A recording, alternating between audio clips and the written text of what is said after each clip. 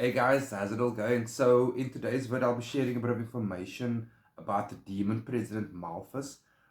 First off, he is extremely well balanced in working with multifaceted being by far.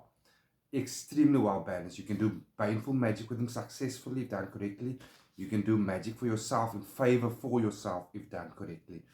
So again, guys, for those not familiar with my teachings, I teach spirituality, the occult, the truth, the universe, energies, magic, many forms of magic. I offer these services as well, including one-on-one consultations where we can go over basically anything, some things you're experiencing in life you want help with, a spell with, whether it's counseling, learning to do shadow work or doing shadow work on yourself, invocation, tarot readings.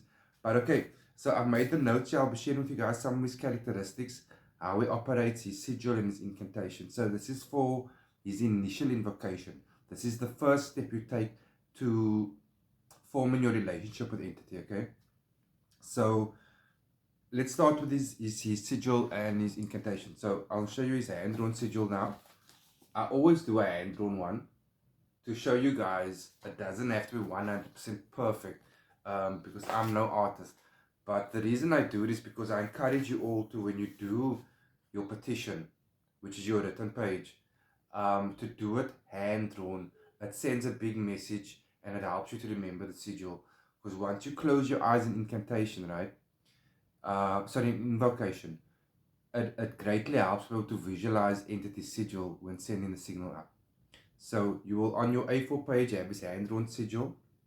And on top of the page, which is the petition, will be your incantation, which is Lirak Tassa Malphas Aya. Lirak Tassa Malphas Aya.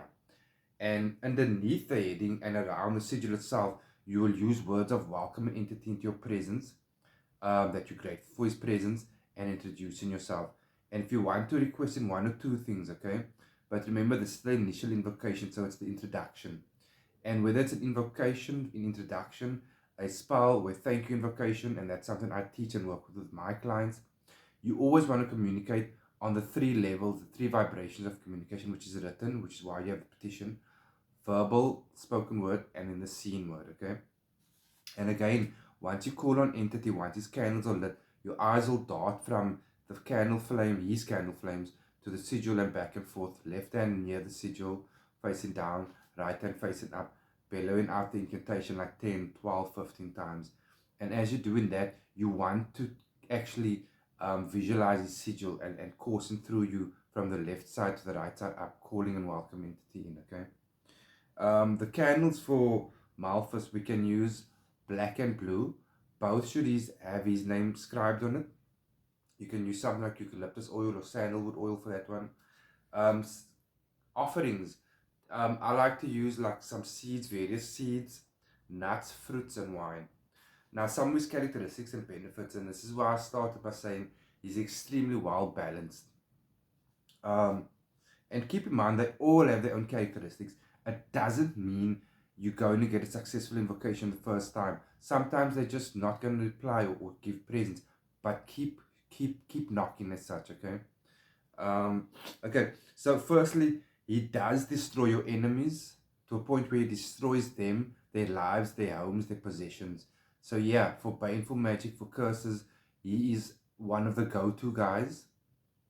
On the flip side of that, he can also help you build your business, a successful business, build your business, your home, your status. But he's one of the entities that does require quite a lot of offerings and regular offerings. So when you work with him, it's got to be like on a slightly bigger scale than you would with most of the others. Obviously, he's extremely powerful, multifaceted, like we've mentioned.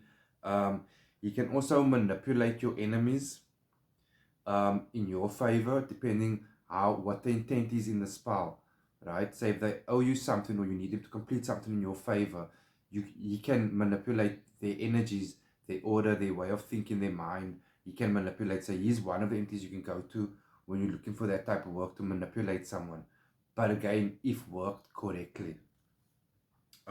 He can also, again, if he chooses to, he can actually work quite fast.